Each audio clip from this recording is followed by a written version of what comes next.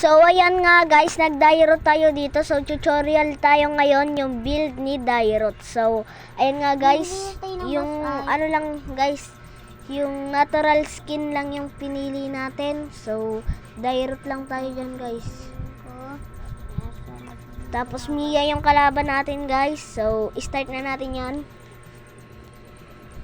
So, ayan, nag-i-start pa lang yan guys. So, hintayin lang kayo.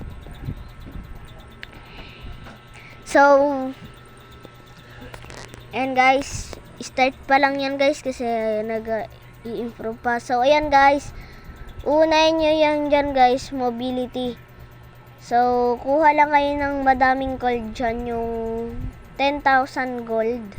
Huwag nyo bibilhin yung magic boost guys. So, sundin nyo lang yung bibilhin ko. Una is yung Hunter Strike.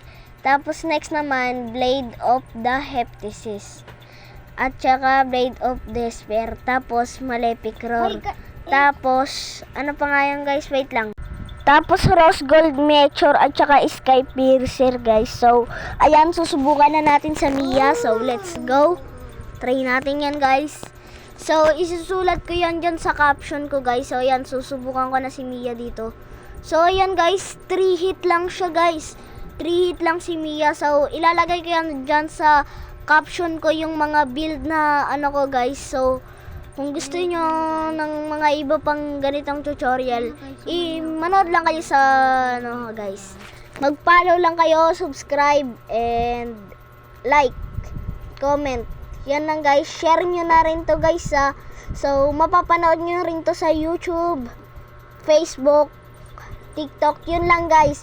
So ano pang hinihintay niyo? Mag-follow na kayo para magkaroon pa tayo ng ibang tutorial na ganito guys. So yun lang, maraming salamat sa panonood guys. Paalam.